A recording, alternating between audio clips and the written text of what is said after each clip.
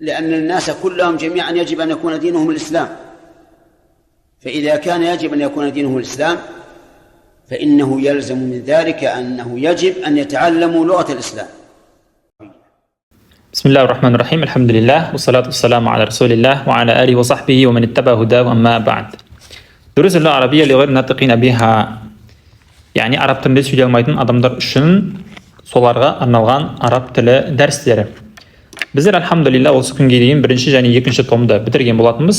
Енді бізде әл-джуз ас-садис, үшінші бөлім. Үшінші бөлім бізде бауырлар өте мұқияттылықты және сабырлықты, төзімділікті бізден қатаң түрде талап етеді. Не үшін? Себебі бізде араб тілінің қағидаларының бірі i'раб және бина деген нәрсе басталады. Бұл өте маңызды және бұл өте қиын нәрсе емес. Бастапқы кезеңде түсініп алған болсақ, ары қарай бізде өте жеңіл болады иншааллаху таала. Енді бізде бауырлар бүгін бірінші сабақтың тақырыбы міне ад-дарс ал-аувал, бірінші дәріс ал-i'рабу вал-бинау. Ал-i'раб және бина. Бұл деген нәрсе не ол? Біздер бұл нәрсені түсіну үшін міндетті түрде кітаптың шархына, яғни түсініктемесіне қайтуымыз керек. Біз осы кітапта келген, яғни кітаптың асылғы, негізгі түпкі асылынан алмаймыз, бәлкім шархтан қараймыз. Себебі бізде кітапта мәтінде келіп жатқан мәселелер оның барлығы шархта келеді. Бәлкім шархта, яғни түсіндірмеде тереңнен және де кейбір сұрақтарға жауаптар бар. Сондықтан біздер кітапта келген мәтінге қарамаймыз, бірден шархқа, яғни түсіндірмеге қайтамыз. Кейін үй тапсырмасын жеке орындайтын боламыз. Бисмилlah. Ад-дарс ал-аувал, бірінші дәріс. Бізде ал-i'раб және бина. I'раб дегеніміз не ол? Бина дегеніміз не ол? Қысқаша айтқан кезде i'раб дегеніміз ол харакаттардың өзгеруі, яғни домма болуы немесе домма жағдайдан фатха жағдайға өтуі, фатха жағдайдан касра жағдайға өтуі. Ал бина дегеніміз, яғни бізде бина деген яғни бір құрылысты айтады. Мысалға бір хаза бинаун джамил десе, бұл әдемі құрылыс немесе бұл әдемі үй, бұл әдемі ғимарат деген сияқты. Яғни орында қозғалмай бір жерде қатып тұрған нәрсені бина деп айтамыз. Сол тәрізді бізде араб тілінде кейбір сөздер бар. Ол сөздің басында келсін, немесе сөздің ортасында келсін, немесе сөздің соңында келсін. Бұл бір типті ұстап тұрады, яғни бір формада тұрады. Енді бізде i'раб деген нәрсе бұл есімдіктерде болады в основном.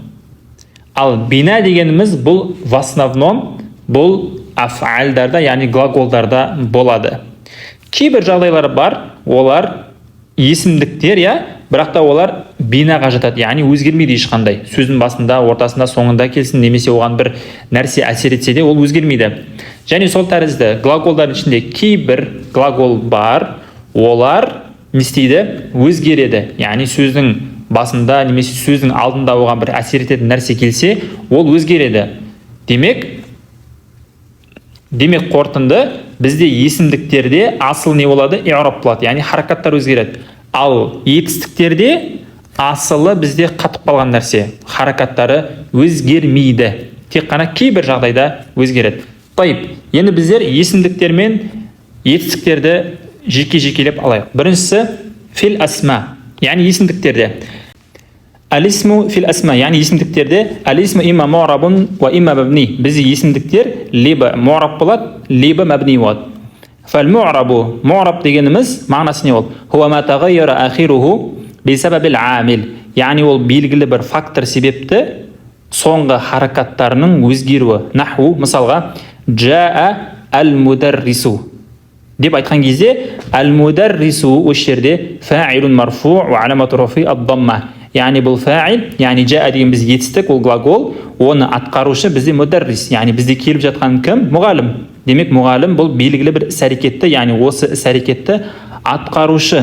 Демек бізде атқарушы болған есімдіктер, олардың харакаты қандай болады? Домма болады. Демек оны фа'илун марфу', яғни марфу' дегеніміз домма жағдайында, ва аламату рафихи, оның раф'ының белгісі домма, яғни домма. Немесе саалтул мударриса деген кезде мұғалімнен сұрадым. Осы жерде ал-мударриса бұл не болады? Фатхалы болды. Не үшін? Себебі ол саалту. Саала деген яғни мен сұрадым, ту деген яғни мен. Демек ал-мударриса мұғалім. Мұғалімнен сұрадым. Демек бұл жерде сұрау деген іс-әрекетті атқарушы мен, яғни ту деген, ал сұралынып жатқан нәрсе, яғни істелініп жатқан нәрсе бұл жерде мударрис, яғни мұғалім. Демек мұғалім маф'улун бихи болады. Маф'улун бихи дегеніміз яғни істелініп жатқан нәрсе. Және ол мансуб болады, яғни фатха жағдайында, ва аламату насбихи, оның насбының белгісі фатха. Яғни насб ол фатхадан басқа нәрсе болуы мүмкін ба десе, иә мүмкін. Оны қазір алдағы уақытта келеді. Немесе сәлләмту алал мударриси, мұғалімге сәлем бердім. Осы жерде әл-мударриси не болады? Исмун мажрурун ва аламату жаррихи әл-кассра. Исм мажрур дейміз, яғни ол жар есімі, яғни ала себепті касралы болып тұр, яғни аланың есімдігі. Ва аламату жаррихи, оның жарының белгісі әл-кассрату, яғни кассра. Осы жерде міне қараймыз бауырлар, жа әл-мударрису деген кезде дома болды. Сәәлтул мударриса деген кезде фатха болды, дұрыс па? Сәлләмту алал мударриси деген кезде бізде касра болды. Енді осы жерде фаттағайюру ләзи хаддаса фи ахир калима мударрис. Яғни мударристің, яғни мударрис деген сөздің соңғы харакатының өзгеруі қандай болып? Домма болып, кейін фатха болып, кейін касра болып. Хаза тағайюру, бұл өзгеріс ядуллу ала аннал калиматал мударриса, ядуллу ала аннал калимата ал-мударриси. Бұл дәлел болады бізде мударрис деген сөзіне му'раба, яғни соңғы харакаты өзгеретін есімдіктерден. Демек, қысқаша айтқан кезде есімдіктер, егер олардың харакаты өзгеретін болса, ол му'раб деп айтылады. Лианна ахираха, себебі оның соңғы харакаты тағайяра бисабабил амил. Бұл белгілі бір фактор себепті өзгерді. Ва хуал фи'лу, ол глагол, яғни глагол оны өзгертіп тұр. Ва харфул жар және харфул жар, яғни харфул жарда оны не өзгертіп тұр. Кейін есімдіктерде мәбни бола ма десе, яғни қатып қалған, ешқандай оған нәрсе әсер етпейді. Ондай нәрсе бар ма десе, я бар. Енді мәбнидің мағынасын түсініп алайық. Хуа ма ла ятағайяр, ешқандай өзгермейтін нәрсе. Бисабабил амил, белгілі бір фактор себепті, ол ешқандай харакат өзгермейді. Әй, яғни мағынасы елзаму халатан вахида, ол тек қана бір жағдайда болады, өзгермейді. Наху мысалға, жаа хаулаи, анау адамдар келді. Жаа хаулаи, бұлар келді. Хаула осы жерде бұл еркек адамдар да мүмкін, әйел адамдар да болуы мүмкін. Осы жерде хаулаи деген негізі асыл дома болу керек еді. Бірақ касра болып тұр, көрдіңіздер ме? Яғни бұл фаил. Біздер фаил, яғни істеуші. Біздер істеушінің харакаты дома болу керек деп айттық. Бірақ бұл жерде касра болып тұр. Не үшін? Фи махалли рафин фаил мабнию алал каср. Бұл сондай есімдіктерден, яғни хаула деген ол сондай есімдік, ол ешқандай өзгермейді. Ол қандай жағдайда келмесін. Демек бұл фи махалли рафа, яғни рафа жағдайында тұр. Рафа жағдай дегенімізде, яғни ол фаил болып тұр. Мабнию алал каср. Яғни ол касраға қатып қалған. Фи махалли рафин фаил. Оның положениесі, яғни осы грамматический талдаудағы оның орны фаил, яғни істеуші. Немесе раайту хаулаи деп айтсақ. Осы жерде хаулаи өзгерген жоқ. Осы жерде не деп айтамыз? Хауланы фи махалли насбин маф'улун бихи. Ол насб жағдайында тұр, яғни оның положениесі қазіргі тұрған орны ол маф'улун бихи. Яғни насб жағдайында тұр. Маф'улун бихи бізде харакат негізі фатха болу керек. Бірақ бұл не? Мабнию алал каср, қатып қалған. Неге? Себебі ол сондай есімдіктерден ешқандай өзгермейді. Немесе сәлләмту аля хаулаи десе, бұл жерде де хаулаи не деп айтамыз? Фи махалли жар. Оның жағдайы қазір грамматикадағы, яғни сөйлемдегі орны жар, яғни касралы. Мабнию алал каср, касраға қатып қалған. Енді қараймыз бауырлар. Фа калимату хаула. Демек хаула деген сөз кама тара, яғни сен көріп тұрғандай лам татағайяр, өзгерген жоқ. Ахируха ма'a анна al-amila qad taghayyar. Яғни жұмысшы фактор, яғни ол манаға фи немесе фаил болып келген кезде, немесе маф'улу бихи болып келген кезде ешқандай харакаты өзгерген жоқ. Түсінді ма? Фахия изан калиматун мабния. Демек хаулай деген біз не? Қатып қалған сөзден. Лианна ахираха, себебі оның соңғы харакаты лам ятағайяр, өзгерген жоқ. Маға тағайюр әл-амил, яғни жұмысшының фактордың өзгеруімен ол ешқандай өзгерген жоқ. Нәлхазу мимма сабақ, яғни осы жерде біз түсінеміз, әннәл исмам әл-му'раба нақулу фи и'рабихи. Демек, есімдік егер оның харакат өзгеретін болса, оның грамматикалық талдауда біз марфу деп айтамыз, яғни бұл жерде домма деген мағына немесе келеді қазір. Ау мансуб немесе мансуб деп айтамыз, яғни бұл асыл фатха. Ау мажрур немесе асыл не бұл касра. Яғни басқа нәрсе болуы мүмкін. алда уақытта келеді қазір. Аммал исмул мабни, ал бізде қатып қалған есімдік, фанақулу фи и'рабихи, оның и'рабында айтамыз, фи махалли рафа. Манадай марфу деп айтпаймыз. Егер бізде мабни болса, фи махалли рафа, яғни оның махалы, грамматикалық талдаудағы оның орны рафа болып тұр, немесе насб болып тұр, немесе жар болып тұр деп айтамыз. Жарай ма бауырлар, осы мабни мен му'рабты шатастырып алмаймыз. Кейін бауырлар қараймыз, ал-му'рабу вал-мабнию мин ал-асма, яғни есімдіктердегі өзгеретін және өзгермейтін нәрселер. Өте мән береміз, ал-асмау куллуха му'раба, яғни бізде есімдіктердің барлығы ол харакаты өзгереді, яғни му'раба дегеніміз харакаты өзгереді. Мa'адал фиатул атия, кейбір нәрселерден басқа. Ол қандай нәрселер? Жақсылап біліп алайық. Біріншісі бізде дамаир. Дамаирлер өзгермейді, қандай жағдай болмасын. Сауаан кана дамаир муттасила, ол яғни жалғанған болсын есімдікке, немесе глаголға, немесе мунфасила, бөлек болсын еш нәрсеге жалғанбаған суретте. Ва сауаан кана дамаир рафа, яғни ол рафа жағдайындағы дамаир болсын, немесе насб жағдайындағы дамаир болсын, немесе жар жағдайындағы дамаир болсын, өзгермейді харакаты. Енді бізде кесте бар, осы кестеге қарап түсінікті болады. Бірінші муттасила, яғни жалғанған суреттегі дамаирлер. Мысалға, рафа жағдайындағы дамаирлерді қараймыз. Бізде рафа жағдайында қандай дамаирлер бар? Мысалға бізде захабту десе, мен бардым. Осы жерде захабта десек, сен бардың, захабти десек, сен қыз бардың. Жарай ма? Бұл жерде тәуіл мутахаррика, яғни фаил жағдайында келді, осы жерде ту, та, ти деген ешқандай өзгермейді. Осылай қалады тек қана. Кейін домайр рафа жағдайында ваул жамаа болады. Мысалға захабу десек, олар кетті. Осы жерде ваул жамаа бұл не болады? Домир муттасил болады, және ол мабни болады, яғни қатып қалған болады, ешқандай өзгермейді. Және бізде рафа жағдайында болады яул мухатаба, яғни қыз бала, бір ғана қыз бала. Сен деген, мысалға тазхабина, сен бара жатырсың. Осы жерде тазхабина деген, осы жерде яул мутакаллим, осы жерде я деген сөз, бұл ешқандай не өзгермейді. Кейін алифул иснайн, яғни екілікте болған сөздер, мысалға захаба, ол екеуі барды, осы жерде ешқандай өзгермейді. Кейін нуну нисва, яғни женский родтағы көпше түр, мысалға захабна десе бұл не? Осылай қалады, өзгермейді.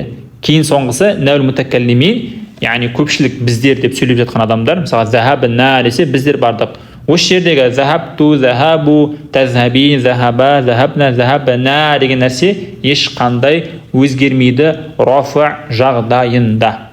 Кейін насб жағдайында болады дамирлер, мысалға яул мутакаллим. Мысалға саалани, менен сұрады деген кезде, мына жердегі яул мутакаллим не болып тұр? Мафулун бихи, яғни менен сұрады. Сұралып жатқан кім? Мен. Осы жерде я бұл өзгермейді. Кейін кафул мухатаб, яғни қарама-қарсы тұрған ер адам немесе әйел адам, мысалы саалака, саалаки, сенен сұрады және сенен сұрады, қыз бала және ер бала. Осы жерде насб жағдайында тұр, яғни мафул бихи жағдайында тұр. Саалака, сенен сұрады бір адам, Осы жерде харакат ешқандай өзгермейді. Саалака, саалаки болып тұрады. Ер адам мен әйел адамға байланысты. Кейін хаул ғайыпта келеді. Саалаху немесе саалаха. Одан сұрады немесе ол әйелден сұрады. Кейін наул мутакаллимде өзгермейді, мысалы саалана, бізден сұрады. Осы жерде қараймыз, саалани дегеннен бастап саалана деген сөзге дейін бұл жерде мафулун бихи жағдайында келіп тұр, бірақ та харакаттары өзгермейді. Кейін жар жағдайында келсе харакаттар өзгермейді, яғни дамаирлердің себебі мабни, яғни қатып болған нәрселер. Мысалға яул мутакаллимде ли десе, мысалы менікі деген кезде бұл жерде харф жардан кейін келіп тұр, ли деген, немесе китаби деген кезде, менің кітабым деген кезде бұл жерде кітап мудоф болады, и деген нәрсе бұл жерде яул мутакаллим мудофун илейхи болады. Демек бұл жерде ешқандай өзгермейді харакаты. Немесе кафул мухатабта лака, сенікі, немесе китабука, мана мысал сияқты. Хаул ғайыпта мысалы лаху китабуху, немесе наул мутакаллиминде лана және китабуна. Түсінді ма? Яғни бұл жерде дамаир деген нәрсе рафа жағдайында болсын, насб жағдайында болсын, жар жағдайында болсын, ешқандай өзгермейді. Кейін бізде жаңа айттық, дамаир деген нәрсе ол муттасила болсын, яғни жалғанған болсын, немесе мунфасила жалғанбаған болсын, ол ешқандай не өзгермейді деп айттық. Мысалға, жалғанбаған жағдайда мунфасила бөлек келетін болса, раф жағдайында өзгермейді. Мысалға мутакаллим жағдайында ана нахну. Ана деген мен, нахну деген біз. Бұл өзгермейді ешқандай. Немесе мұхатаб жағдайында, мысалы, анта, анти, антума, антум, антунна, бұлар өзгермейді. Осылай қалып қояды. Оған еш нәрсе харакат өзгермейді. Және ғайыпта хуа бар, хия бар, және хума, және хум, және хунна. Бұлар өзгермейді харакаттары. Кейін дамайрун насб деген бар. Яғни насб жағдайында келсе, дамайр мунфасила. Бұл өзгермейді. Мутакаллим жағдайы мысалға ияя, яғни бізге деген, ияна, біздерге. Бұл жерде харакаты өзгермейді болса, ия деп фатхамен, және ияна деп болады. Кейін мұхатаб жағдайында да өзгермейді. Ияка, және ияки, иякума, сен екеуіңе, иякум, сендерге, иякунна, сендер әйелдерге. Сол сияқты ияху оған, ияха ол әйелге, ияхума ол екеуіне, ияхум ол еркектерге, ияхунна ол әйелдерге. Демек, ешқандай не харакаты өзгермейді. Демек, өзгермейді роф жағдайында болсын, және де насб жағдайында болсын. Ал бізде дамаирул жар, яғни жар деген нәрселер ла тәти илля муттасилатан. Ол тек қана не жалғанған күйде қана келеді. Екінші бізде қатып қалған нәрсенің түрі есімдіктерді, асма вал ишара, яғни сілтеу есімдіктері. Бізде сілтеу есімдіктерінің барлығы не болады? Мабнiyya болады, қатып қалған болады. Мысалы, хаза, хазихи касраға қатып қалған, хаулай касраға қатып қалған, залика фатхаға қатып қалған, тилка фатхаға қатып қалған, улаика фатхаға қатып қалған. Жарай ма? Енді осы жерде исключение бар. Хазани және хатани екеуі му'раб болады. Яғни бұлардың харакаты, яғни бұлардың көріністері өзгереді, харакат емес, көріністері өзгереді. Бұны алдағы уақытта өтеміз.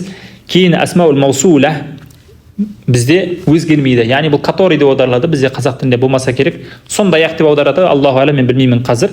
Мысалы, аллази, который бір ғана еркек, немесе бір ғана зат, иә. Аллати бұл женский родқа.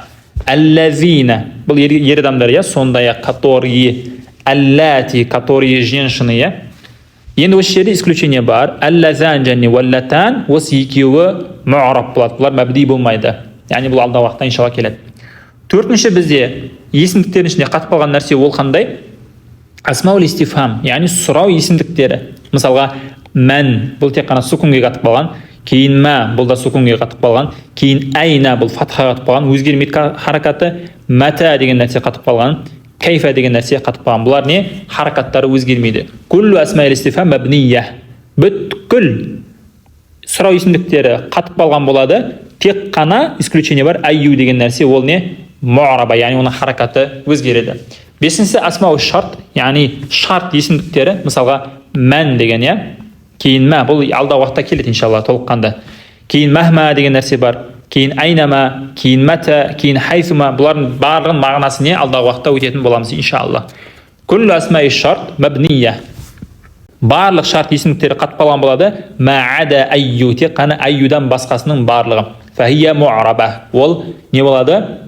Му'раба, яғни оның харакаты өзгереді. Алтыншысы ба'ду зуруф. Кейбір зуруфтар, зуруф дегеніміз яғни бір уақытты білдіреді, немесе бір мекенді білдіреді. Мысалға из. Бұнда алдағы уақытта иншалла өтетін боламыз. Иза деген, иә. Айяна, немесе мата, немесе қатту, немесе әл-ана, әмсия, мысалы жерде шадда кетіп қалған. Байнама, немесе хайсу, немесе хуна, немесе хунака, және айна, және сәмма. Осы зуруф, яғни осы есімдіктердің барлығы не болады? Бәбіні, яғни қатып қалған болады. Кейін жетінші есімдіктердің түрі қатып қалған бұл не? Әл-ә'дадул мураккаба, яғни біріккен екі саннан құралған сандар. Ол дегеніміз 11-ден бастап 19-ға дейін, тек қана 12-ден басқа. Бізде 12 деген нәрсе бірінші бөлігі му'раб, яғни ол өзгереді көрінісі, ал екінші бөлімі не болады? Қатып қалған болады фатхаға. Демек бізде 11-ден бастап 19-ға дейінгі сан, яғни 12-ден басқа барлығы не болады? Фатхаға қатып қалған болады. Мысалға біз жерде жаа ахада ашара талиба. Осы жерде ахада ашара деген екеуі де фатхаға қатып қалған. Немесе салламту аля тисата ашара. Біз жерде 19 деген кезде міне екеуі де фатхаға қатып қалған. Ал бізде 12 деген нәрсе ол көрінісі өзгереді. Мысалға айтатын болсақ, яғни фа'ил жағдайында келетін болса, яғни рафа жағдайында келетін болса, жаа исна ашара талибан. 12 студент келді. Осы жерде 12 деген кезде бұл раф жағдайында тұр, яғни фа'ил болып тұр. Бұл осы кезде оның көрінісі әлифпен болады, исна болады. Жарай ма? Ал егер насб, яғни маф'ул бихи болып келетін болса, немесе исм мажрур, яғни жар әріптерінен кейін келетін болса, онда ол не болады? Әлиф емес, әлифтің орнына я болады. Мысалға, раайту иснай ашара талибан. 12 студентті көрдім. Осы жерде иснай деген бұл не болып тұр? Насб жағдайында тұр, яғни маф'ул бихи болып тұр. Осы жерде демек оның көрінісі өзгереді. Әлифтен яға өзгереді.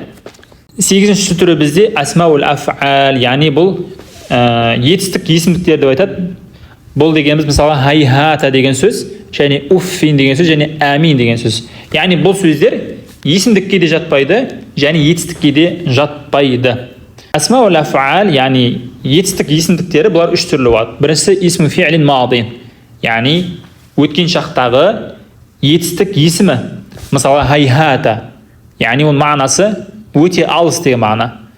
Немесе шаттана деген, яғни ифтарақа, яғни бір-бірлерінен ажырап кетті деген. Кейін екіншісі исму фи'лин мудари, яғни осы сәттегі, яғни настоящий времядағы етістіктің есімдігі. Мысалы уффин, яғни бимағана атададжар, яғни саған ренжідім деген мағына, я?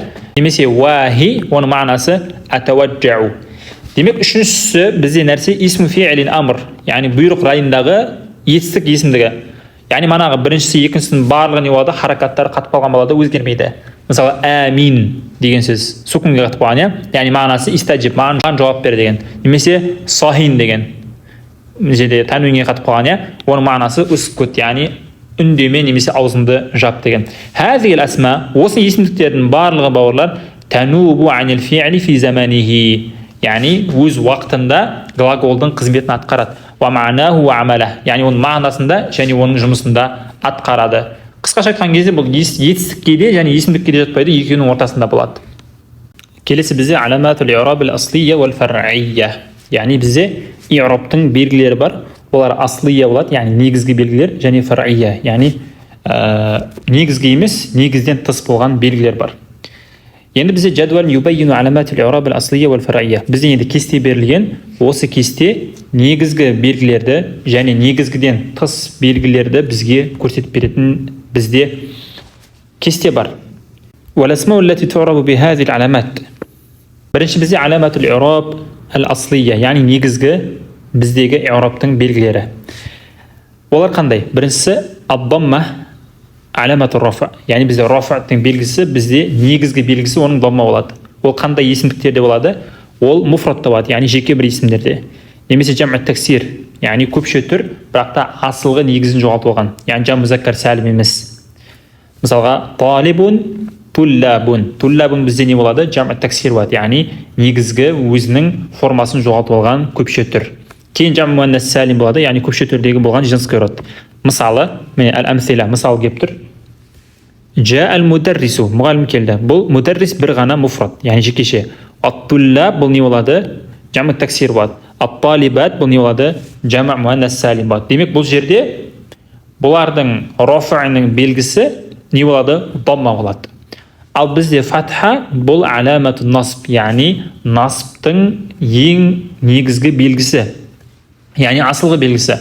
Ол қандай есімдіктерде болады? Ол муфратта болады, және жам'ат таксирде болады. Мысалға, раайтул мударриса, мұғалімді көрдім. Мударрис бұл жерде муфрат болады, ат-туллаба бұл не? Жам'ат таксир болады. Кейін касра бізде бұл жардың негізгі белгісі. Ол қандай есімдіктерде болады? Ол муфратта болады, және жам'ат таксирде болады, және жам' муаннас сәлимде болады. Мысалға, салламту алал мударриси, міне мына муфрат, яғни жекеше. Ат-туллаб бұл жам'ат таксир болады, талибат бұл не? Жам' муаннас сәлим болады. Демек, бізде дамма бұл рафтың негізгі белгісі, фатха бұл насбтың негізгі белгісі, және касра бұл жардың негізгі белгісі. Яғни бұдан басқа белгі болу ықтимал ма десе, я. Енді қараймыз, мән береміз. Аламатул и'раб ал-фар'ия. Негізгі емес белгілер, яғни асыл негізгі жатпайды. Яғни ол қалай? Мысалға, бізде касра тек қана жардың белгісі болмайды. Ол насб жағдайда болуы мүмкін. Қай кезде? Егер есімдік жам муаннас сәлим болса. Мысалға, раайту талибати деген кезде мен жерде мына маф'улун бихи. Бізде маф'улун бихи, яғни оның положение қандай? Біздер насб деп айтамыз, дұрыс па? Яғни положение насб. Маф'улун бихи себебі. Бізде насбтың основной белгісі бізде фатха. Бірақ мен жерде касра болды. Не үшін? Себебі женский родтың көпше түрінде болған есімдіктер, олар насып жағдайында касра болады, фатха болмайды. Екіншісі, фатха жар жағдайында болады кейбір кездерде. Ол қандай кезде? Егер есімдік мамну минас сарф болатын болса. Мамну минас сарфты біздер өткен болатынбыз бірінші мұставада, бірінші томда яғни. Мысалға, сәлләмту аля Ибрахима ва Усмана. Осы жерде Ибрахим мен Усман харф жардан кейін келіп тұр. Бізде алядан кейін келетін есімдіктер біздегі қағида бойынша олар касра болу керек еді. Бірақ бұл жерде фатха болды. Не үшін? Себебі олар мамну минас сарф. Демек, фатха бұл жардың негізгіден тыс, яғни фар'ия белгісі. Түсінді ма? Келесі әл-вау аламату рафа. Бізде вау рофтың белгісі болып келеді. Яғни бізде рофтың асылғы белгісі домма ғой, бірақ асылдан тыс белгі болатын болса, қосымша белгі болатын болса, онда вау болуы мүмкін. Ол қандай кезде? Егер есімдік жам музаккар сәлим болса, және асмаул хамса болса. Мысалға, жаа ал-мударрисуна. Мударрисуна осы жерде ал-вау бұл рофтың белгісі. Яғни негізгіден тыс, асылдан тыс, яғни фар'ия болып тұр. Және абука деген кезде мына вау рофтың белгісі. Неге? Себебі ол асмаул хамса. Асмаул хамса демек роф жағдайында болатын болса, онда ол не болады? Онда ол белгісі вау болады. Келесі алифул иснейн, немесе алиф аламату рафа. Алиф бізде рофтың белгісі болады. Қай кезде? Мусанна болса, екілік болса. Мысалға, жаа ат-талибан, екі студент келді. Ат-талибан бұл не ол негізі? Бұл фа'ил. Бізде фа'ил бұл положение рафа. Бізде рофтың асылғы белгісі домма. Бірақ асылдан тыс белгісі алиф болады. Түсінді ма? Немесе вау болады. Келесі әл-алифу аламат насб. Алиф бізде насбтың белгісі болуы мүмкін. Қай кезде? Егер есімдік асмаул хамса болатын болса. Мысалға, раайту абака, сенің әкеңді көрдім. Осы жерде абака деген кезде бұл асмаул хамса. Мына жерде және ол маф'улун бихи. Яғни положение насбия. Демек, асмаул хамса насб жағдайына түсетін болса, оның белгісі фатха емес не болады? Алиф болады. Келесі әлия аламату насб. Я ол насбтың белгісі болуы мүмкін. Бізде насбтың асылы белгісі фатха, бірақ кейбір жағдай бар, я болады. Мысалға, ол қандай жағдайда? Мусанна, екілікте. Және жам музаккар сәлимде. Мысалға, раайту ат-талибайн, екі студентті көрдім. Осы жерде талибайн ямен болады. Неге? Насб жағдайында. Вал мударрисина, және мұғалім еркектерді көрдім. Осы жерде мударрисуна, ол не болды? Мударрисина болды. Себебі бұл екеуі де насб жағдайында, яғни маф'улун бихи. Маф'улун бихи жағдайында тұр, және насб жағдайы. Бірақ бұлар талибайн ямен болады, және мударрисин ямен болады. Неге? Себебі ол мусанна және жам музаккар сәлим. Бұлар асылғы белгіден шығып кетіп тұр. Келесі алия аламату жар. Яғни я бізде жардың белгісі. Ол қандай кезде болады?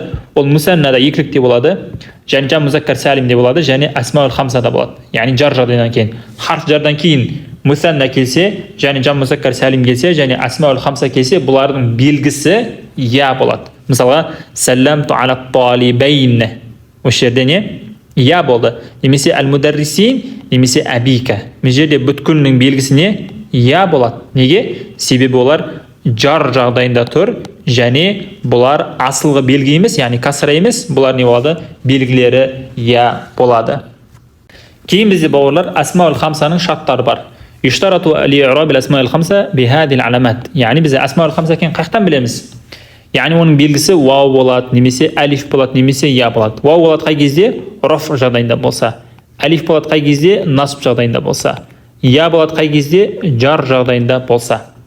Бұл жерде үш шарт бар. Біріншісі ан такуна мудафатан иля гайри яй мутакаллим. Яй мутакаллимнен басқа нәрсеге мудаф болған болу керек. Тек қана яй мутакаллимге мудаф болмаса болды. Екінші шарты ан такуна муфрада. Жекеше болу керек, екілік немесе көпше түрде болмайды. Үшінші шарты ан такуна мукаббара, яғни үлкен болу керек.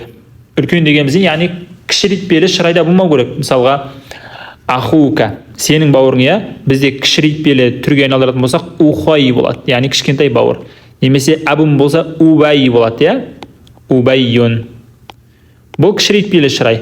Кішірейтпелі шырайда болмау керек, бәлкім үлкен түрде болу керек, жарай ма? Ал егер осы үш шарт жиналмайтын болса, онда ол асмаул хамсаның жағдайында болмайды. Ол тек қана обычный есімдіктің жағдайына өтіп кетеді. Демек бізде i'rabтың түрлері үшеу екен. Раф жағдайында болады, және насб жағдайында болады, және жар жағдайында болады. Бізде i'rabтың түрлері осы. Кейін және де i'rabтың түрлерінің тағы бір түрі бар. Ол қандай? Aqsam al-i'rab, i'rabтың түрлері. Ол үш түрлі болады. Біріншісі al-i'rab az-zahir, яғни ашық, анық болған i'rab. Екіншісі al-i'rab at-taqdiri, яғни ашық, анық болмаған, және al-i'rab al-mahalli. Енді бұлар не деген сөз? Біріншісі al-i'rab az-zahir, анық болған i'rab. Ол қандай? Al-i'rab allazi tazharu fihi alamat al-i'rab, яғни i'rabтың белгісі, харакаттар ашық, анық көрінеді. Мысалға, жаа Мухаммадун деген кезде бұл жерде домма ашық, анық көрінді. Демек бұл i'rab az-zahir болады, ашық болған болады. Немесе раайту Мухаммадан, Мухаммадты көрдім, осы жерде фатха болды, бұл ашық, анық белгі. Немесе салламту ала Мухаммадин деген кезде касра болды, бұл ашық, анық белгі. Демек бұлай, яғни харакаттар ашық, анық көрінетін болса, бұл i'rab az-zahir болады, немесе аламат az-zahir болады.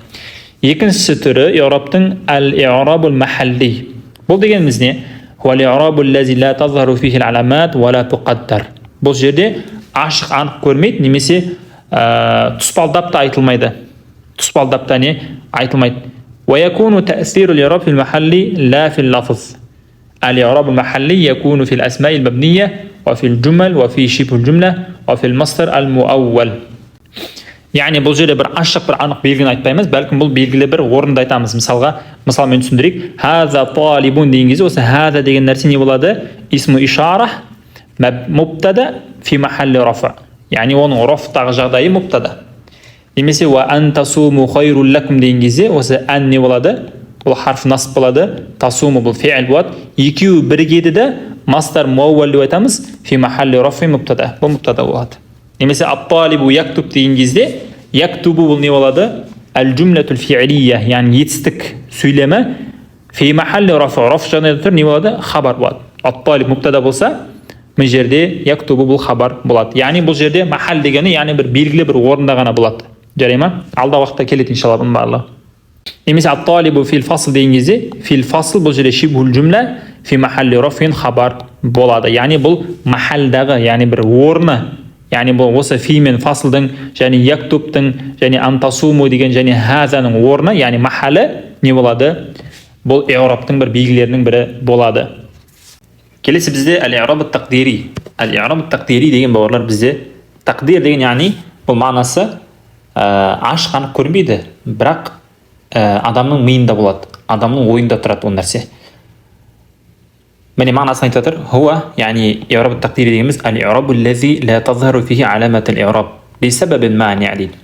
Яғни бұл белгілі бір себептер арқылы, яғни белгілі бір себептерден ондай харакат көрінбей тұрады.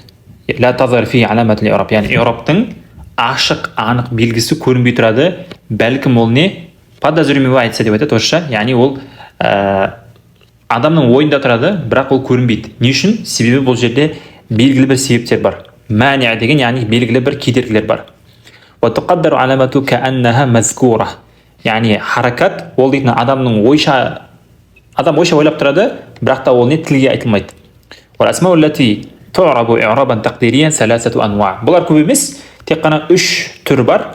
Осы 3 нәрседе харакат ашық, анық көрінбейді, бірақ та адамның ойында тұрады.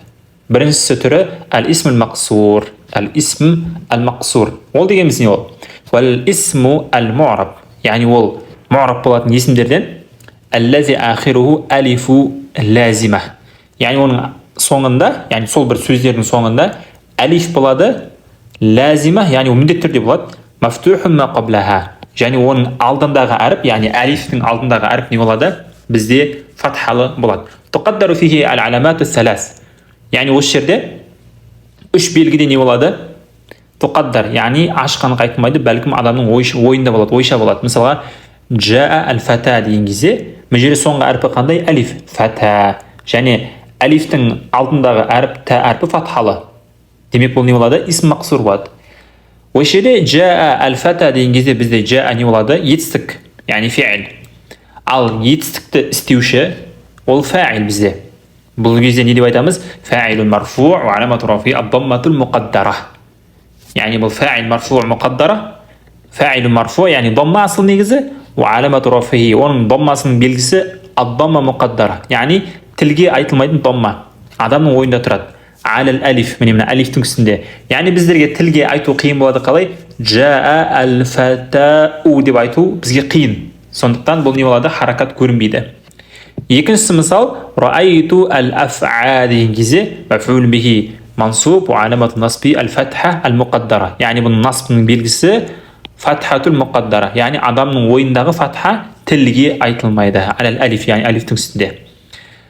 Үшінші мысал, захабту илал мусташфа деген кезде мен больницаға бардым. Осы жерде мусташфа негізі асылы бізде иладан кейінгі сөздер не болады? Касралы болады. Бірақ бұл жерде захабту илал мусташфа деген кезде бұл жерде алиф касраны немесе дамманы немесе басқа да харакаттарды қабылдамайды. Сондықтан осы жерде ал-мусташфа болып қалады. Бұл кезде не деп айтамыз? Исм мажрур, яғни бұл исм мажрур, яғни жардың есімі, себебі міне иля келді. Би иля, яғни иля себепті исм мажрур болды. Ва аламату жаррихи, оның жарының белгісі ал-касрату ал-муқаддара, яғни адамның ойындағы касра. Яғни ойымызда тұрады, бірақ тілге айту не мүмкін емес. Алал алиф, алифтегі. Ва сабабу ман'i зухурил алама, яғни бұл жерде харакатты қоюға кедергі болып тұрған себеп ва хуа ат-тааззур. Тааззур деген яғни адам бізде маазиратан десе кешіріп қойыңыз деген, яғни тааззур деген яғни қоя алмаймын харакат деген мағына болады. Яғни міне ла юмкину ан тазхура аламату алал алифи абада, яғни алифке харакатты қою еш қашанда мүмкін емес. Бұл бірінші себеп. Екіншісі ал-исмул манқус. Бұл дегеніміз не ол? Хуал исмул му'раб аллази ахируху яун лазима. Яғни ол сондай бір есім соңы ямен аяқталады. Максурун ма қаблаха. Соның яның алдындағы әріп касралы болады. Туқаддару фихи даммату вал касра. Бұл кезде касра мен дамма ғана не болады? Айтылмайды. Ва тазарул фатха. Фатханы айта аламыз. Мысалға жаа ал-қади деген кезде бізде қади не болады? Қазы. Осы жерде қади деген кезде бізде соңғы әрпі не болды? Я болды. Яның алдындағы әріп дод не болды? Касралы болды. Демек бұл жерде біз фаилун марфу, яғни фаил марфу болады. Ва аламату рафиhi, оның раф'ының белгісі ад-дамматул муқаддара, яғни адамның ойындағы дамма. Немесе подразумевающий дамма. Алал я, яның үстіндегі. Себебі біздер жаа ал-қадию деп біздер айта алмаймыз, ол тілге қиындау. Немесе раайту ал-мухамия. Мухами, яғни бізде адвокат. Адвокатты көрдім, осы жерде біздер мына айттық.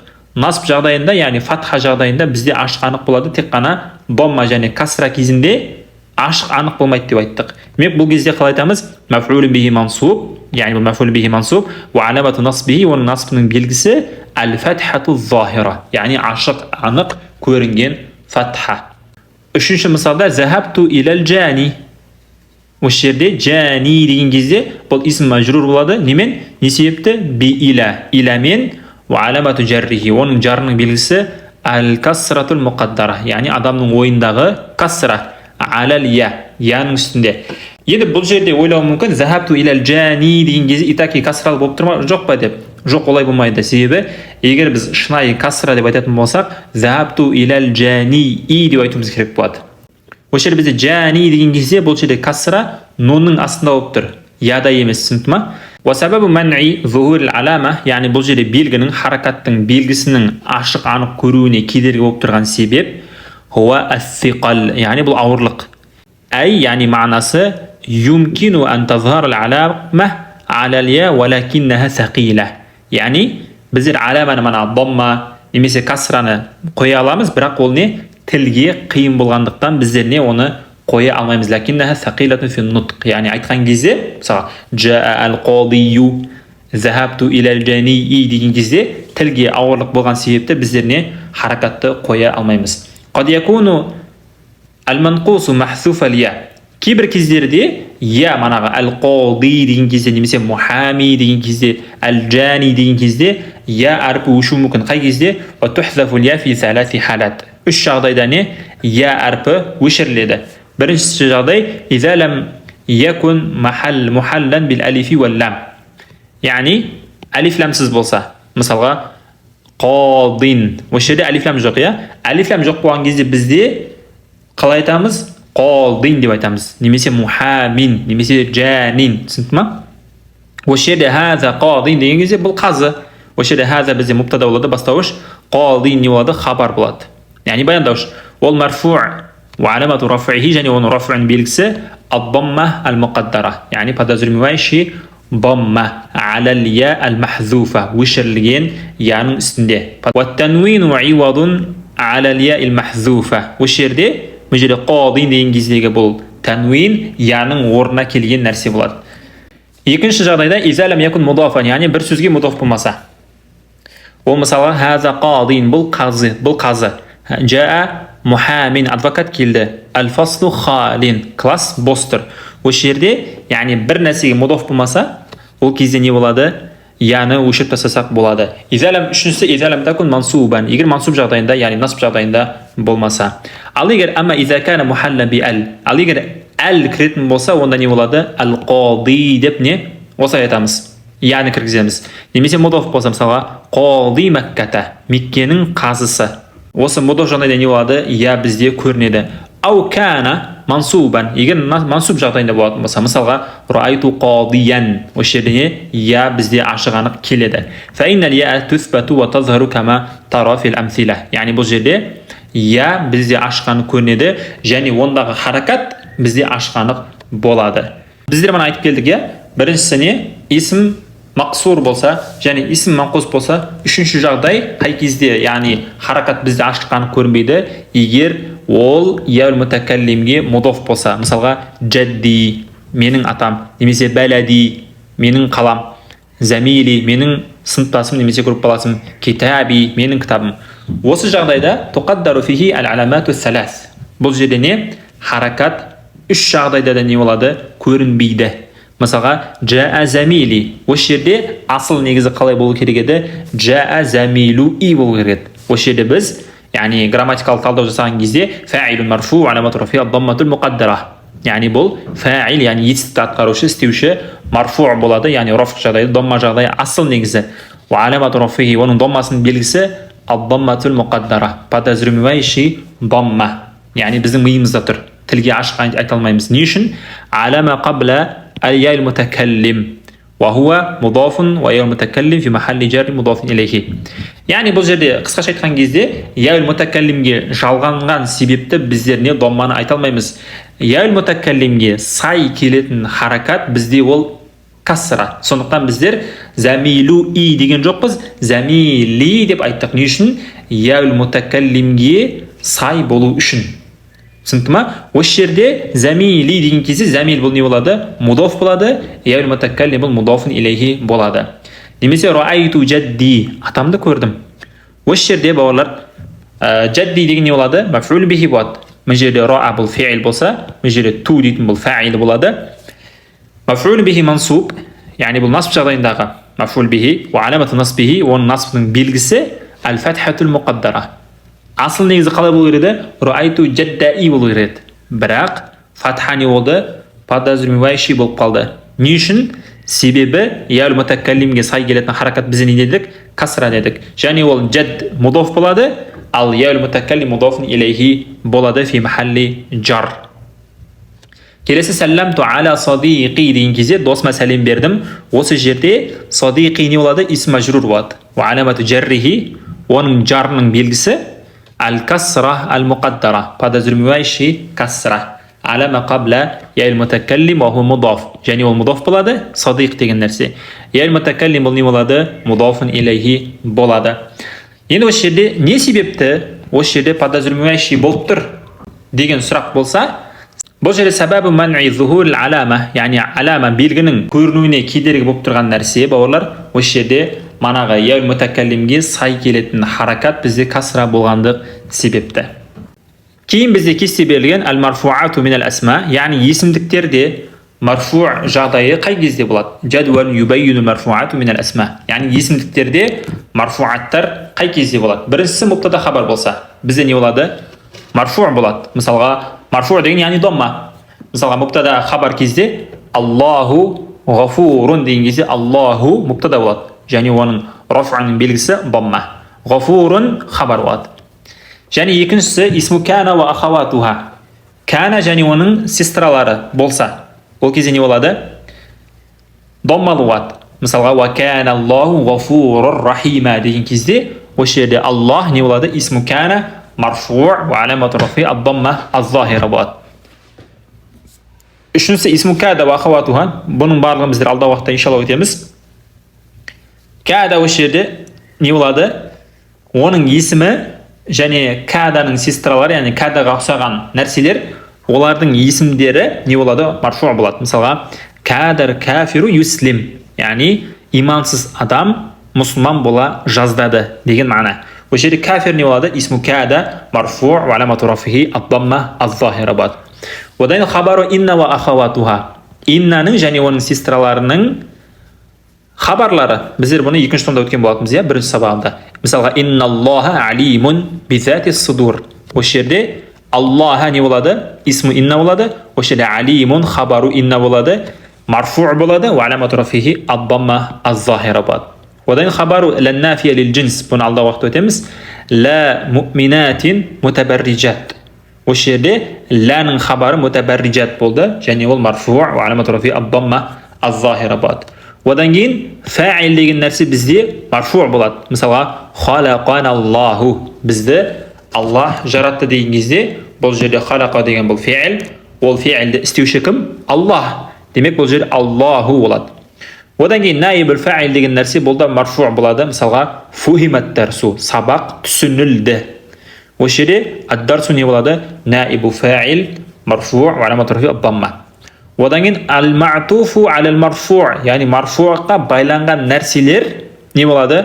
Марфу' болады. Мысалға, жаа алиюн ва саид. Али және саид келді. Осы жерде уа деген және деген. Саидті фа'илге байлап қойды. Түсінді ма? Бізде али ол фа'ил ғой. Фа'ил бізде марфу' болады деп айттық, яғни доммалы болады деп айттық. Демек, бұл жерде фа'илға байланып тұрған нәрсе саид болғандық себепті ол да доммалы болады. Одан кейін бәдәл деген нәрсе бізде не? Егер ол марфу'тан бәдәл болатын болса, онда ол да марфу' болады. Мысалға, наджаха ахука Мухаммад. Сенің бауырың Мухаммад жеңіске жетті.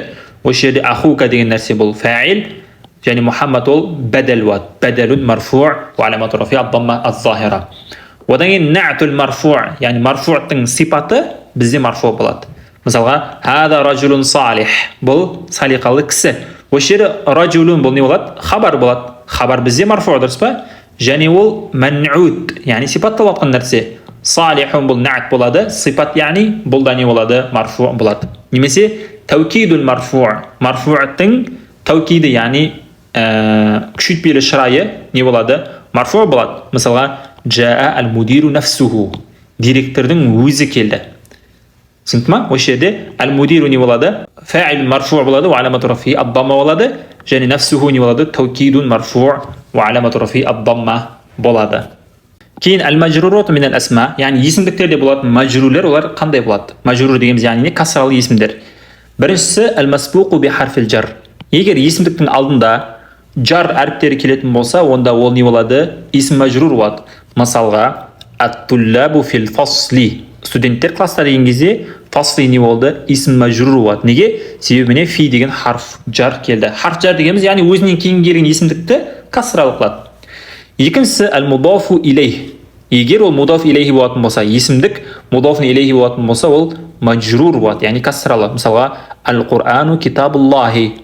Құран Аллахтың кітабы. Осы жерде китаб мудаф болады да, Аллахи мудаф илейхи болады. Жарайма? Және ол касралы. Кейін ал-ма'туфу алал-маджрур. Маджрурге байланған нәрсе болса. Мысалға, салламту аля Халидин ва Саид. Халидке және Саидқа сәлем бердім. Осы жерде Халид исм маджрур болады. Неге? Аля себепті. Және уа деген жерде және деген Саид ма'туф болады Халидқа. Демек бұл жерде не? Бұл да касралы болады. Одан кейін ал-бадалу минал маджрур. Маджрурден болған бәдәл. Мысалға, захабту иля ахика Мухаммадин. Сенің бауырың Мухаммадқа бардым. Осы жерде ахика не болады? Исм маджрур болады. Мухаммадин бәдәл болады. Келесі на'тул маджрур. Маджрурдың на'ты болса. Мысалға, сафарту ма'a ражулин алимин. Білімді ғалым адаммен сапар қылдым. Кісімен, я? Осы жерде алимин не болады? На'т болады, яғни сипат болады. Сипат деген нәрсе сипатталынып жатқан нәрсеге ереді. Бізде сипатталынып жатқан нәрсе ражул, сондықтан бұл да не? Касралы болады. Одан таукидул маджрур. яғни мәжрурдың күшейтпелі шырайы болса, мысалға сәлламту алал мудири нафсихи, директордың өзіне сәлем бердім. Осы жерде әл-мудир исм мәжрур неге? Ала себепті нафсихи не болады? Бұл таукид болады. Таукид деген нәрсе өзінің алдындағы нәрсеге ереді. Демек бұл да не? Нафсихи деп касралы болады. Келесі әл-мансубат минал асма, яғни есімдіктерде болатын мансубтар, олар қандай болады? Есімдікте болатын мансубтар, олар болады, мысалға, біріншісі исму инна ва ахаватуха. Иннаның есімдері және оның сестралары, яғни иннаның сестраларының есімдері, егер біріншісі исму инна ва ахаватуха, инна және оның сестраларының есімдері, ол кезде олар не болады? Фатхалы болады. Мансубат дегеніміз, яғни фатхалы. Мысалы, инна Аллаха ғафурун. Осы жерде исму инна Аллах, дұрыс па? Және ол фатхалы болады. Келесі фатхалы болады есімдік қай кезде? Хабару кана ва ахаватуха. Кана және оның сестраларының хабары болатын болса. Мысалы, кана туаму лазидан. Тамақ тәтті болды. Осы жерде лазидан бұл хабар болады. Хабар және ол не? Мансуб болады, фатхалы.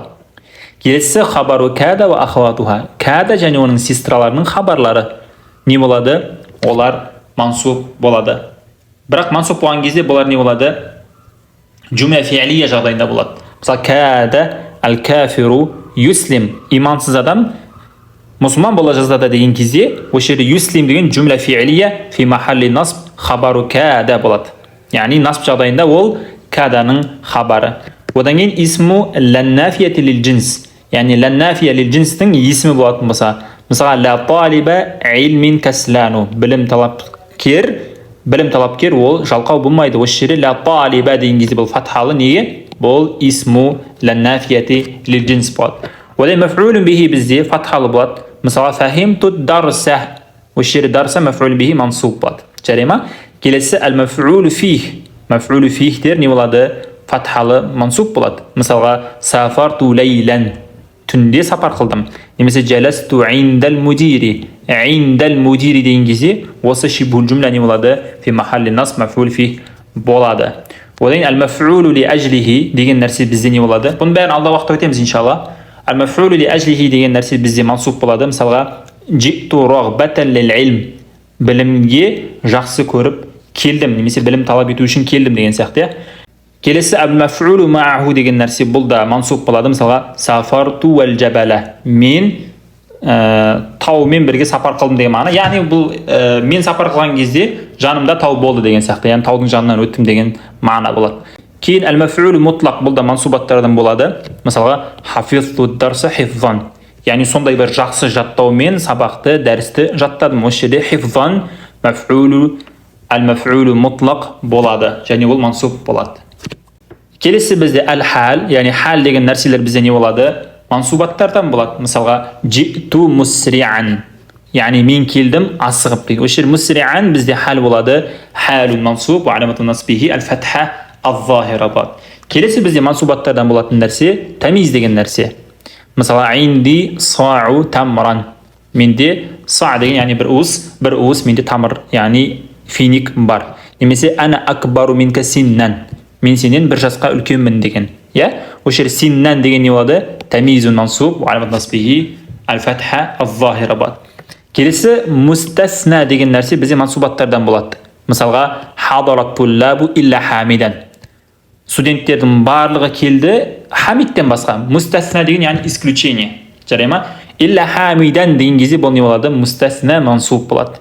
Кейін мунадалар бізде мансуб болады, яғни фатхалы. Мысалға, я абдаллахи. Осы жерде абда фатхалы болды не үшін? Себебі мунада мансуб болады. Немесе я раджулан саидни деген кезде, ей кісі маған жәрдем бер. Келесі әл-ма'туфу алал-мансуб. Яғни мансубқа байланған нәрселер. Мысалға, раайту алиян ва саидан. Алиді және саидті көрдім. Алиян бізде маф'ул бихи, және ва деген бізде жалғаушы нәрсе, одан саид бізде жалғанған нәрсе. Ол не нәрсеге жалғанып тұр? Алие жалғанып тұр. Одан кейін мансубтан болған бәдәл. Мысалға, насахту ахака Мухаммадан. Сенің бауырың Мухаммадқа насихат қылдым. Осы Мухаммадан не болады? Бәдәлун мансуб, ва аламат насбихи әл-фатха аз-захира болады. Одан кейін на'тул мансуб, яғни мансубтың на'ты сипаты. Мысалға, раайту ражулан салихан. Салихалы кісіні көрдім. Осы жерде ражулан ман'ут болады, салихан на'т болады. Келесі таукидул мансуб, яғни мансубтың таукиді, күшейтпелі шырайы. Мысалға, раайтул мудира нафсаху, директордың өзін көрдім. Түсінді ма? Кейін бізде бауырлар, иғраб деген нәрседе тауаби деген тақырып бар. Бұл өте қиын емес, жеңіл тақырыптардың бірі. Тауаби деген яғни ерушілер. Ат-таби' хуа al-ism al-musharak lima qablahu fi i'rabihi. Яғни бұл дегеніміз сондай бір есімдіктер, олар өзінің алдындағы есімдікке ереді. Не нәрседе? И'рабында, яғни харакатында. Ва тазкириhi ва та'нифиhi, яғни мускорат немесе женский орында ереді. Ва танкириhi ва ta'рифиhi. Ол алиф лам-мен, яғни ашық ма'рифа болды ма, әлде накира белгісіз нәрсе болды ма, сол нәрседе де ереді. Ва ифрадихи ва таснiyatihi ва жам'ихи, және единственное числода, двойственное числода және де множественное числода бұл не ереді. Осы қағиданы жақсылап жаттап аламыз. Ол нешеу деп сұрақ қойылатын болса, ва хуа арбаату анва, ол төрт түрлі болады. Біріншісі наат, екіншісі таукид, үшіншісі атф, төртіншісі бәдәл. Әрқайсысын жеке-жеке өтетін боламыз. Біріншісі ауара ан-наату. Біріншісі наат. Наат дегенді біздер екінші тонда өткен болатынбыз, ол сипат. Табиу лил-ман'ути фи жами'i ахвалихи. Яғни бұл бүткіл жағдайда ман'ут, яғни бұл сипатталынып жатқан нәрсеге ереді. Нааттың өзі бұл сипат деген мағына. Мысалға, ар-раджулу салиху махбуб. Салихалы кісі ол не жақсы көрілген. Осы жерде ар-раджулу бұл сипатталып жатқан нәрсе, және ол харакат дамма, және ол алиф лам-мен, және ол жекеше, жарай ма? Және ол мускуратта. Енді осы жерде ас-салиху бұл не? Оның сипаты. Осы жерде ол ереді. Ас-салих деп алиф лам-мен ерді, салиху деп даммамен ерді, және мускуратта ерді. Түсінді ма? Қалған мысалдардың барлығында дәл осындай өздеріңіз оқып болады. Ва на'ту нау'ан. На'ттың екі түрі болады. Біріншісі на'т хақиқи, яғни ақиқатта болған на'т, кама фи ал-амсилати сабиқа, жоғарыдағы мысалдағыдай. Екіншісі на'ттың түрі бар, на'т сабаби, себеппен болған на'т. Мысалға, жаа Мухаммадун ал-хасану хулуқуху, яғни Мухаммад келді, ал-хасану хулуқуху, оның мінезі өте жақсы. Немесе наджахат туллабу ал-атияту асмаухум, яғни есімдері келген студенттер жеңіске жетті. Саниян, екіншісі ат-таукид. Таукид деген яғни күшейтпелі шырай. Таукидтің мағынасы табиу лил-муаккади фи жами'i ахвалихи гойру аннаху ла яти илля ма'рифатан. Бұның нааттан кейбір айырмашылығы бар, бірақ кішкене. Бұл дегеніміз табиу лил-муаккад, яғни өзінің алдындағы күшейтіп жатқан нәрсесіне ереді. Фи жами'i ахвалихи, бүткіл жағдайда гойру аннаху ла яти илля ма'рифа. Тек қана ол не? Ма'рифамен, яғни белгілі бір нәрсемен келеді. Яғни ашық анық болады. Ма'рифа дегеніміз алиф лам-мен келеді, немесе басқа да бір көріністе келеді. Ол қалай десе, міне қараңыз. Хадарат туллабу куллухум. Студенттер келді, олардың барлығы. Осы жерде барлығы деп не? Күшейтпелі шыраймен айтып жатыр. Осы жерде куллухум деген, яғни бұл ма'рифа. Немен? Бұл жерде дамаир келді. Біздер өттік, дамаирлердің барлығы не болады? Ма'рифа болады. Немесе сә'алту туллаба куллахум. Осы жерде туллаба не? Мафул бихи куллахум деп жерде фатхалы болады. Немесе сә'алтул мудира нафсаху. Директордың өзінен сұрадым. Осы жерде нафсаху деген не? Фатхалы болады. Және бұл дамаирмен болады. Немесе марарту бир-раджули айнихи. Осы кісінің анық өзінің жанынан өттім деген кезде айнихи деп касра болады. Неге? Себебі жерде ар-раджул бұл мажрур жағдайында тұр. Ал біздер екілік нәрсеме айтатын болсақ, яғни двойственное числоны айтатын болсақ, жа'ат-талибан килахума. Екі студент келді, екеуі де. Килахума деген бұл не болады? Күшейтпелі шырай болады, және ол ат-талибанға ереді. Ат-талибан бізде фа'ил, және бізде двойственное число фа'ил жағдайында алифпен болады. Сол үшін жерде килахума деп айтамыз. Ал егер насб немесе жар жағдайында болса, раайту талибатайн килтайхима. Килтай деп айтамыз осылай, ямен. Женский род болған себепті. Яғни екі студент қызды көрдім, екеуінде. Уат-таукиду нау'ан. Уат-таукиду нау'ан. Таукидтің екі түрі болады. Біріншісі ма'науи, яғни мағыналы. Ва якуну би альфази ма'лума. Яғни ол белгілі бір ашық, анық болған сөздермен айтылады. Мысалға ан-нафс, яғни соның өзі, немесе ал-айн, соның өзі тоже болды сондай. Күл, яғни оның барлығы. Ва ажма' бүткілі, ва жами' бұл да бүткілі деген мағына. Ва кила немесе келта, кила дейтін бұл мускуратқа, келта деген женский родқа وهذا التوكيد бұл күшейтпелі шырай هو الذي لا يأتي إلا معرفة. яғни бұлардың барлығы, осы айтқандар сөздердің барлығы нәпстен бастап келтаға дейін бұлардың барлығы мa'рифа жағдайында келеді. Екіншісі лафзи бар, яғни сөзбен. ويكون بالتكرار لفظي نفسه, яғни сол айтылып жатқан сөздің өзі екі рет қайталанумен келеді. Мысалға жаа али, яғни келді али, күшейтпелі шырай, иә. Немесе Аллаха фи асхаби деген сияқты, иә. Немесе лән ухмила дуруси, яғни өзім сабағыма немқұрайлы қарамаймын. Лән деп не күшейтпелі шыраймен екіншісі келді. Үшінші түрі бізде атф. Атф дегеніміз яғни байлау деген мағына. Ал-атфу табиу лил ма'туф фи жами'i ахвалихи. Бұл да бүткіл жағдайда ереді. Мысалға жаа алиюн ва саидун. Уа деген бізде не байлаушы, және деген. Және Саид бұл неге байланып отыр? Алиге. Келді Али және Саид. Саидті Алиге байлады. Демек Алидің харакаты дома болған кезде Саидта не болады? Домалы болады. Немесе айту Алиян фа Саидан. Фа деген бұл да не? Уа сияқты нәрсе. Алиді және Саидті көрдім.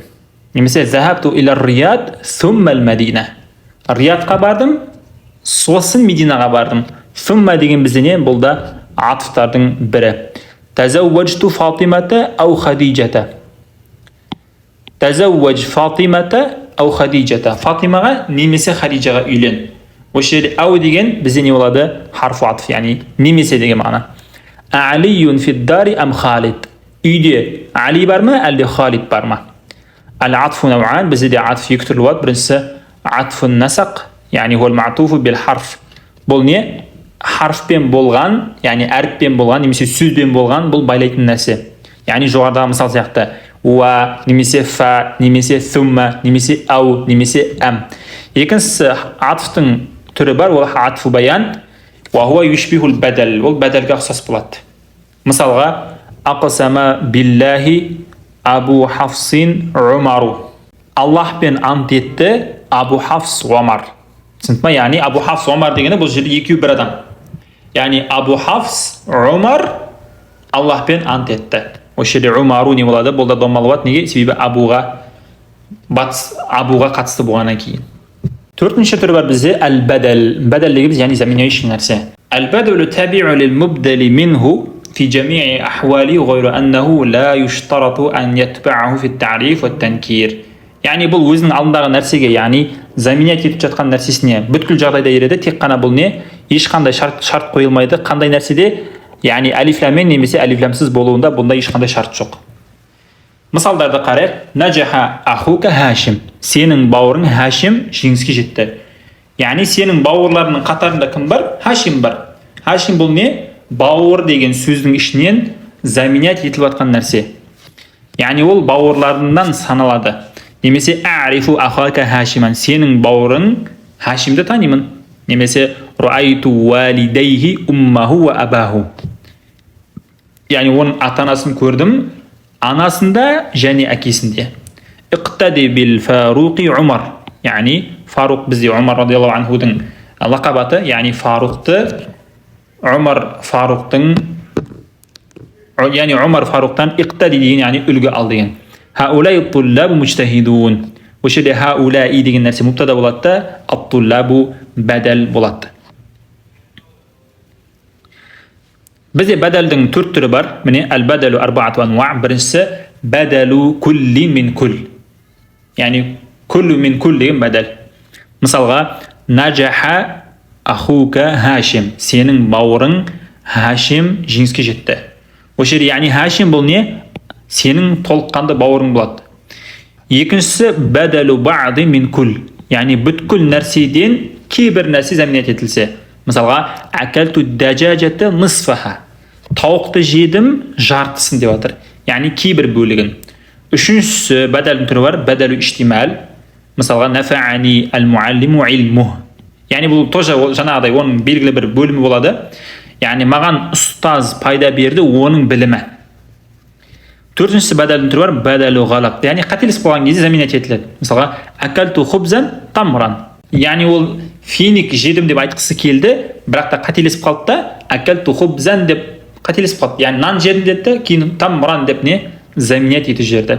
Яғни бұның асыл негізі жеген нәрсесі финик болды. Біздер альхамдулилля есімдіктердегі әл-и'раб және уәл-бина деген нәрсені бітірдік.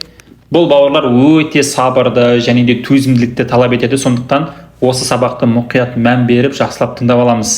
Бұл өмір бақи, яғни кітап алдағы уақытта кітап оқыған кезде, хадис оқыған кезде, Құран оқыған кезде бұның барлығы сізге өте қатты қажетті болады. Сондықтан осы бірінші сабаққа мұқият мән беріп тыңдаймыз.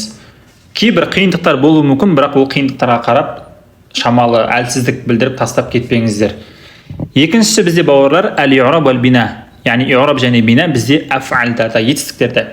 Біріншісі әл-му'рабу вәл-мабнию мин әл-аф'ал. Глаголдарда болатын мәбни және му'раб. Яғни му'раб дегенімізде харакаты өзгеретіндер, мәбни дегеніміз яғни қатып қалған нәрселер. Біріншісі әл-фи'лул мади мабниюн даима, яғни прошедшее времядағы глаголдардың барлығы бауырлар, олар қатып қалған болады. Харакаттар өзгермейді ешқашан. Екіншісі бізде фи'лул амр мабниюн даиман. Яғни бұйрық райы, повелительный падеж, бізде не болады? Повелительный вид, то есть бізде не болады? Оның барлығы қатып қалған болады. Ешқандай харакаты өзгермейді. Үшіншісі әл-фи'лул мудари му'раб ва мабни. Бізде фи'л мудари, яғни настоящее время, ол кейбір уақытта му'раб болуы мүмкін, яғни харакат өзгереді, кейбір жағдайда не қатып қалған болады. Якуну мабниян фи халатайн. Екі жағдайда қатып қалған болады. Яғни фи'л мудари екі жағдайда қатып қалған болады. Қандай жағдайда десе? Иза аттасалат бихи нуну таукид. Иттисала мубаширан. Егер нуну таукид жалғанатын болса. Мысалға, валлахи ла aqra'anna. Валлахи мен оқимын дейді. Осы жерде анна деген кезде шаддал нун бұл не болады? Нуну таукид болады. Яғни мен 100% оқимын деген сияқты. Осы жерде фатхалы болды. Aqra'a. Не үшін? Нуну таукид жалғанған себепті. Бұл жерде не болады? Мабниюн алал фатх. Яғни фатха қатып қалған болады. Ешқандай доммаға да, касраға да, сукунға да өзгермейді. Екіншісі изаттасала бихи нунун нисва. Егер нунун нисва жалғанатын болса, мысалға ат-талибату яджтахидна. Студент қыздар ынталы болып жатыр. Немесе ынталанып жатыр, сабақ оқып жатыр. Осы жерде яджтахидна деген кезде міне сукунға қатып қалды. Ешқандай өзгермейді. Фатхаға да, доммаға да өзгермейді. Мабниюн ала сукун. Сукунге қатып қалған болады. ويكون معربا. Енді фи'л мудари му'раб болады. Қай кезде? Фима ада залик. Осы екі жағдайдан басқа нәрсе болатын болса, онда фи'л мудари бізде не болады? Му'раб болады. Яғни харакаты өзгереді. Домма болады, фатха болады, сукун болады. Иза лам таттасил бихи нуну таукид ва нуну нисва. Яғни главный не нуну таукид немесе нуну нисва жалғанбаса болды. Мысалға азхабу, мен барамын, домма болды, я? Лам азхаб. Жерде сукун болды. Неге? Ләм себепті. Лән азхаба, мен бармаймын. Осы жерде фатха болды. Не үшін? Лән себепті. Ануал и'раб. Демек, и'рабтың түрлері ануал и'раби фил аф'ал. Глаголдарда болатын бізде и'рабтың түрі үшеу. Либо роф болады, немесе насб болады, немесе жазм болады. Роф дегеніміз яғни дамма, насб дегеніміз яғни фатха, жазм дегеніміз яғни сукун болады. Кейін бауырлар бізде манағы есімдіктердегідей бұл жерде аламатул и'раб ал-аслия фарғия, яғни бізде глаголдарда да и'раб деген нәрсе, яғни харакаттардың өзгеруі асыл болуы мүмкін, немесе асылдан тыс фарғия болуы мүмкін. Яғни қосымша болуы мүмкін. Енді бізде кесте берілген жадуалун юбаййину аламатул и'раб ал-аслия вал фарғия фил фи'л ал-мудари. Яғни фи'л мудари'тағы бізде не? Асыл көрінетін харакаттар және асыл емес болатын нәрселер. Аламатул и'раб ал-аслия, яғни и'рабтың асыл белгілері бізде қандай болады? Роф жағдайында бізде оның белгісі домма болады, насб жағдайында бізде оның доммасы фатха болады, жазм жағдайында оның белгісі не болады? Сукун болады. Ал-аф'алу лати ту'рабу би хази аламат, яғни осы белгілермен көрінетін бізде глаголдар қандай болады? Яғни роф жағдайында домма көрінеді қай кезде? Фи'л мудари егер оның соңына еш нәрсе жалғанбаса, мысалға азхабу, тазхабу, язхабу, назхабу, жарай ма? Соңғы бөлігіне еш нәрсе жалғанған жоқ. Және насб жағдайында бізде фи'л мудари фатхалы болады қай кезде? Егер глаголдың соңына еш нәрсе жалғанбаса, және осы глаголдың алдында оны фатхалы қылатын нәрсе келсе. Мысалға уриду ан азхаба. Осы жерде ан бұл не? Фи'л мудари'ті фатхалы қылды. Немесе лән азхаба. немесе житу кай атааллама. Осы жерде фатхалы не үшін кай себепті. Одан кейін жазм жағдайында сукун болады. Қай кезде фи'л мудари оның соңына еш нәрсе жалғанбаса, және оның алдында, глаголдың алдында оны сукунды қылатын бір белгілі бір фактор келсе. Мысалға лам деген, я, лам азхаб сукунды бол. Ла тазхаб лан нахия себепті. Ламма азхаб ламма себепті. Бұл бізде асылғы, яғни көзге көрінетін тілмен айтылатын белгілер. Азхабу, азхаба және азхаб деген сукунмен беріледі. Одан бізде фарғия бар, яғни асылдан шығып кеткен. Яғни ол дома жағдайында дома емес, фатха жағдайында фатха емес, жазм жағдайында сукун емес. Бұл қай кезде? Аламат al-i'rab al-farqiyya, яғни негізгі асылдан шығып кеткен, негізден тыс болған белгілер. Біріншісі thubutun nun alamatu ar-raf'. Яғни нунның бекітілуі бұл рафтың белгісі болады. Бұл қандай жағдайда? Аф'ал хамса жағдайында. Мысалға yazhabun, tazhabun, yazhaban, tazhaban, tazhabin. Одан кейін hasfun nun alamatu an-nasb wal-jazm. Нунның өшіп қалуы бұл насыптың және жазымның белгісі. Бұл қандай кезде? Бұл да аф'ал хамсада. Мысалға міне лән келді, бұл насып қылатын нәрсе.